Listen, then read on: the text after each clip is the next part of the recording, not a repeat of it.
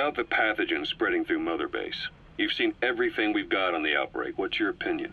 Textbook symptoms of vocal cord parasite infestation.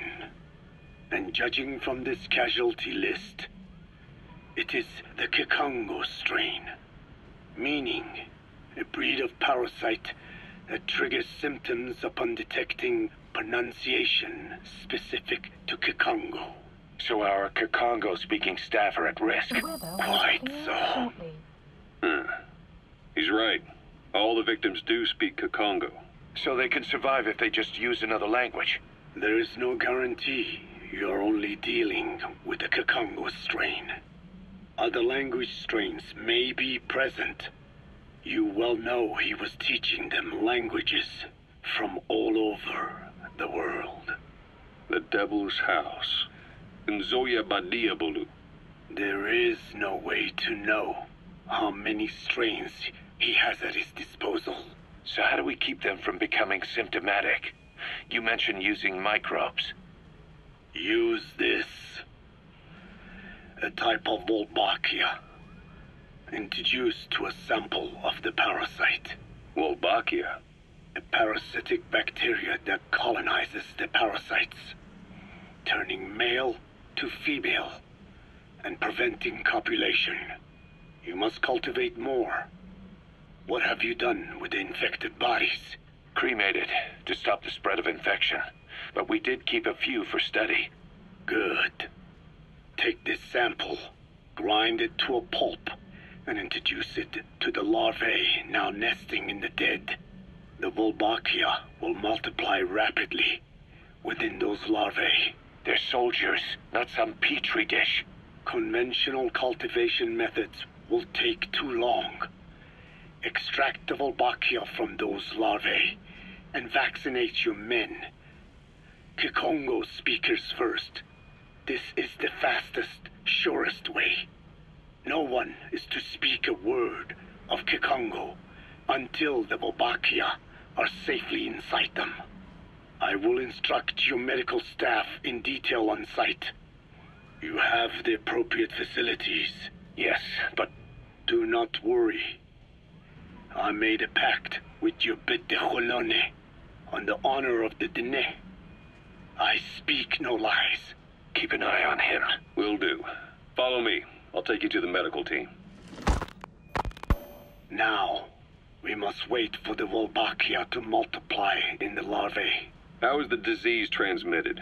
If it's carried by insects or rodents, then... There is no intermediate host. So...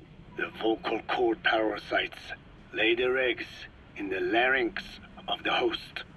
Most hatch and migrate to the lungs, but some are transported to the mouth through ciliary movement, mixing in with saliva. Saliva. Droplet transmission. Sneezing, coughing. Any food or water containing infected saliva. It would spread fast. Indeed. And when the larvae migrate to the lungs, symptoms can resemble the early stages of a cold, making it easy to infect others. Meaning a simple conversation would be enough to pass it on. All right, so what happens after the larvae migrate to the lungs? It is as I said before. They mature by feeding on alveolar tissue. It is only then that noticeable symptoms appear in the host. And by that point, it's too late. He's infected everyone else. It's one hell of a weapon you've created. That is what Blag Anna wanted.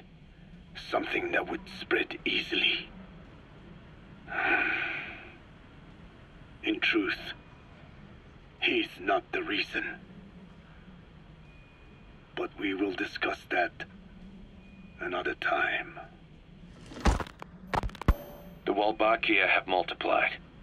We're preparing to extract them and begin vaccinating. But is this really the only way? Sure, it'll prevent infection, but the cost... You would rather remove their vocal cords? No. Tactical communication's a linchpin of what we do. What if we were to ban the use of Kikongo? Insufficient. First, there's no guarantee that only the Kikongo strain is here. Second, there is the matter of how the parasites lay their eggs. Before they can copulate, they must be exposed to the pronunciation of a specific language for a period of time, like a container filling with water. But the duration between when the container is full and when the copulation actually begins varies from case to case. In other words, even if the infected stop speaking as a countermeasure, it may already be too late.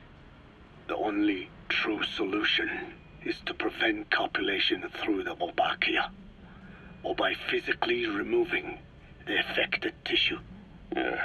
Do any antiparasitics work? It sounds as though you have already tried. Yeah. We tried every one there is, and nothing. I have yet to find a medicine that can remove the parasites. At best, it temporarily covers their ears. Why is that? Because the parasites are companions to us. To remove them inevitably harms the host. Companions? More than you think. And this is why the human immune system cannot eliminate them.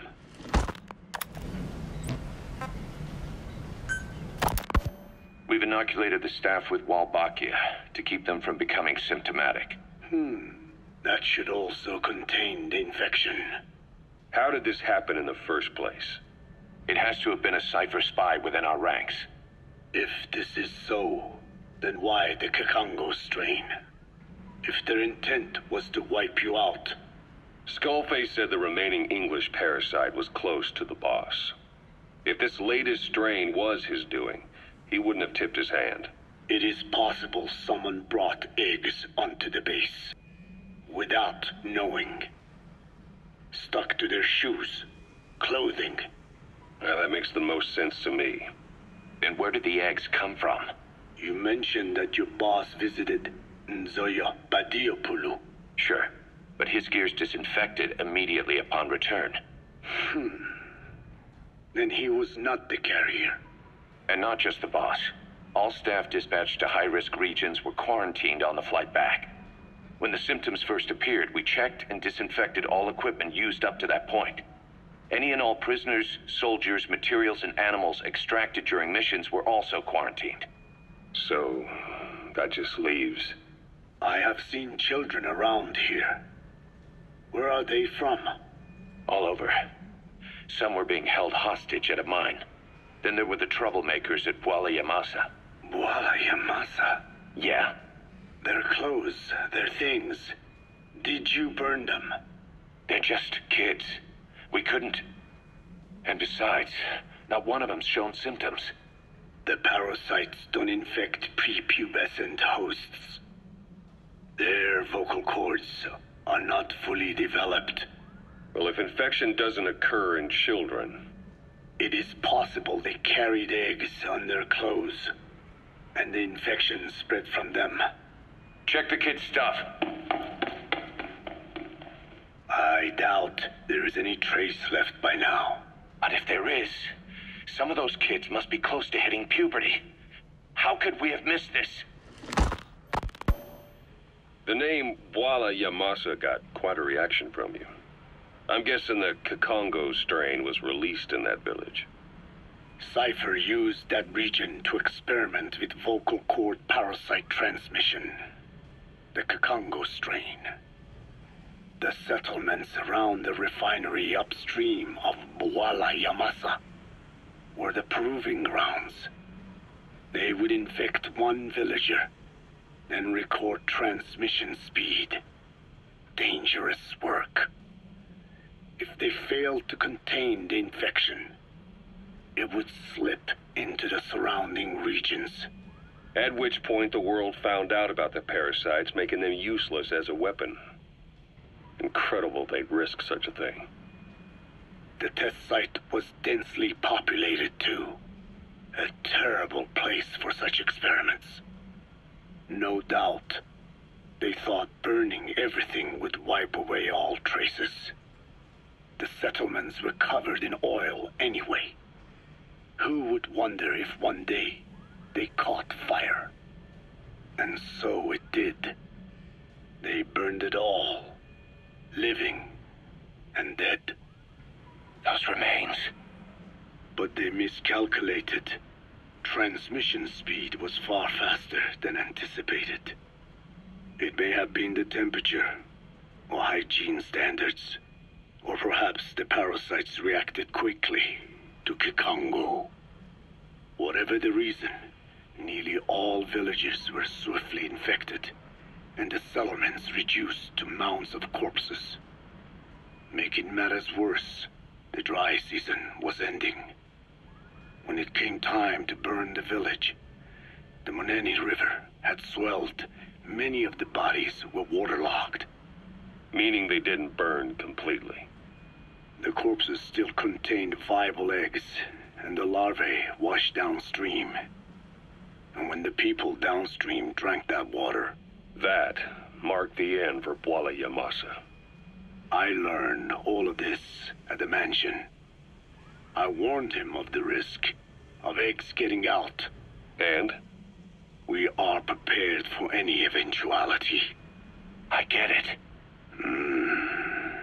Putting the oil field back online. The oil leaks, saner. They planned to pollute the river, prevent the spread of infection. But the oil flow was stopped, and downstream the people of Masa village started using the water again. The PF soldiers deployed at the village were locals, spoke Kikongo. They were infected, and the kids survived. I've heard enough. And who stopped the flow of oil? Don't. We did. That confirms it. The source of the Kikongo strain infection was Masa village. And the children brought it here. It is no one's fault. There is no blame to be cast. The parasites, they were tested in other regions? Their physiology requires that they be tested under varied conditions. Another test site was in Afghanistan. So it was the parasites there.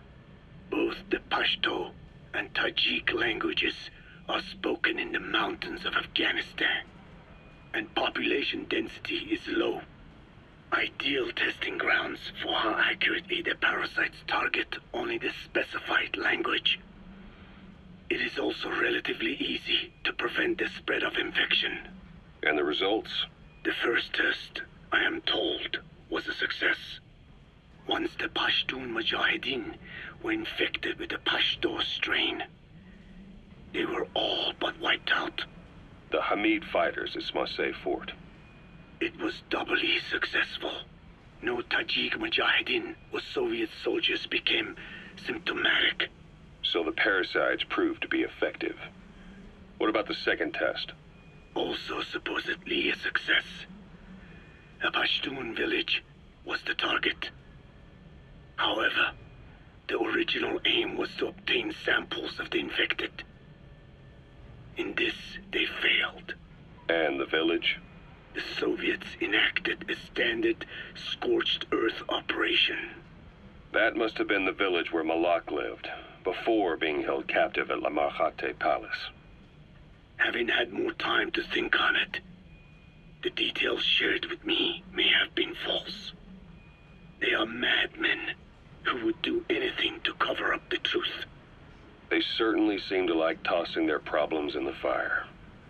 As a boy, Skullface's life went up in flames. Perhaps that is what fuels his fixation with fire. Your Wolbachia stopped the infection all right, but I still don't get it.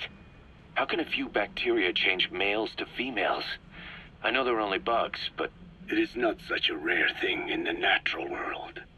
Many insects and nematodes are infected with Wolbachia. But why? They nest in the cell cytoplasm of the host, even in the egg cells, with the result that the offspring are born infected. Mother-to-child transmission. However, Wolbachia cannot nest in sperm because they do not have cytoplasm. So even a successful infection of a male ends after a single generation. This means the Wolbachia must resort to maximizing the population of infected females. Sounds like an ethnic cleansing campaign on a tiny scale. Gender change from male to female is their survival tactic. So more females means more Wolbachia carriers, so it can keep thriving in the following generations. But the parasites in a human host are supposed to be a mating pair. If there's no male, there'll be no offspring at all. It's killing itself. Slow down. This tactic is intended for environments where a single male can copulate with multiple females. Originally, the Wolbachia did not infect the vocal cord parasites. I created a mutated strain, modifying the Wolbachia so that it could infect monogamous pairs. The Wolbachia's greatest multiplying tactic, the male-to-female change, worked against itself in the monogamous parasites. Just as you said. Then I performed repeated selection of Wolbachia strains until I achieved 100% certainty of male-to-female conversion. Creating female-female pairs, unable to reproduce. And you say the Wolbachia affects the host of the host, that is, us, cutting off our means to reproduce? It is almost certain. Of course, we will not turn female. After all, mammals possess no natural gender-changing function. But some Wolbachia strains can cause cytoplasmic incompatibility in the host. Is that some cell deformity? Put simply, it means the altered sperm of infected males kill the female's egg on contact. And that's happened to us? Yes. And yet, what occurs in humans is not just simple CI. To date, there are no cases of Wolbachia affecting humans. The fact that this strain causes this effect, is it the vocal cord parasite's affinity with humans? I do not know enough to say for sure. So the parasite warps the host. Reminds me of what Skullface said. It is the way of all organisms to create their own optimal environment. Just look at you and this base. Organisms that cannot do this are doomed to extinction. The difference with parasites is that their environment is another organism. That creates a connection between life and life. Parasitism, symbiosis, or death. In this way, the host too is challenged to adapt.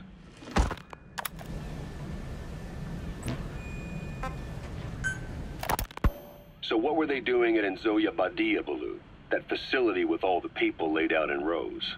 The abandoned factory Shabani was held in. It is precisely as you guessed. Black Anna was coding languages into the vocal cord parasites. They infected the subjects with the parasites, then made an incision in the throat to expose the vocal cords. That allowed them to play recordings of a desired language directly to the parasites. And the parasites learn the languages that way. That's some teaching method. I just don't get how a bunch of bugs had the brain power for it. They don't. Do not judge them by human standards. They do not learn as a function of intellect. Then how do they do it? What language the parasites react to is coded into their genes. You could expose the Japanese strain to English for years, and it would never learn the language and react to it. The pronunciation, rhythm, and structure are different. But what about say Spanish and Portuguese. Linguistically, the two are very close. Yeah, they're both Ibero-Romance languages. Even so, a Spanish language mating pair exposed to Portuguese will not copulate. Only when they hear Spanish. Only then. And the majority of their offspring will be the same. So it's a literal case of a mother tongue. But if that's so, I don't see how the different strains can be created in the first place. Well, among the many thousands of offspring, there may be just a few that react to Portuguese. You're talking about mutations. Correct. Playing the tapes helps to identify the mutant strains. Those specimens are then isolated and bred with one another. From their children, specimens that react more strongly to Portuguese can again be selected and bred. Repeating this process creates a strain that reacts solely to Portuguese and never to Spanish. Mutation and selection. No different to breeding roses.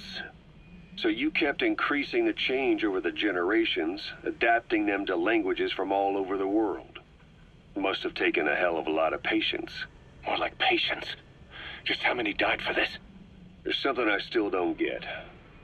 In order to tell which larvae will react to Portuguese, you'd have to let them develop and then see which copulate. That means you'd need tens of thousands of guinea pigs. There's no way you could do that in a facility that small. For normal selective breeding methods, you would be right. But there is a more effective selection method when training the vocal cord parasites. Go on. It is not only when mating that the parasites listen for language. Shortly before hatching, larvae display markedly increased activity in reaction to particular language. The active eggs can be identified under a black light. So the eggs that react to Portuguese are selectively placed in the throats of subjects. So you see, narrowing down strains that react to the target language is an effective process. Though I'm sure that even so, many lost their lives to create the various strains. Taken against their will into that dungeon. There are two reasons for playing the tapes for the parasites. One, to isolate the eggs that respond to the target language. And two, to cause the specimens raised from the selected eggs to mate. I get how the system works. But why do they respond to language before they even hatch? It's not like they can mate from inside an egg. It is because the larvae learn the language before hatching. You mentioned that what language the parasites respond to is hard-coded into their genes, and that they don't have the brain power to actually learn a language. But then you say that the larvae at Nzoia Badia Bulu were learning the languages in the egg. Your story doesn't add up. Your country is home to a unique songbird. The Japanese bush warbler. Sure, what of it? What a beautiful call it has. But no bush warbler can sing it perfectly at the start. As chicks, they can barely chirp at all. They must learn from their parents and other adult birds.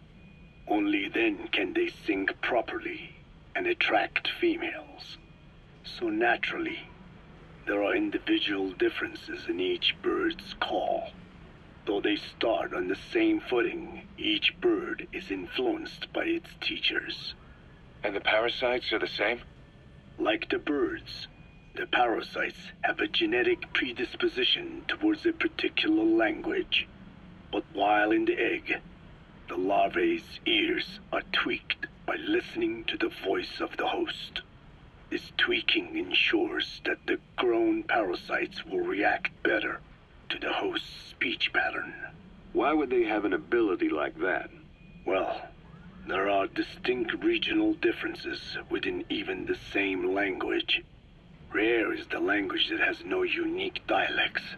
Yes, Learning the host's speech pattern before hatching attunes the larvae to whatever twist of pronunciation it will encounter. This adaptive ability is what makes them so formidable. I see. So a language requires selective breeding, but the parasites can learn dialects by themselves. Of course, having the egg-stage larvae listen to the tapes in the factory was not meant to teach them.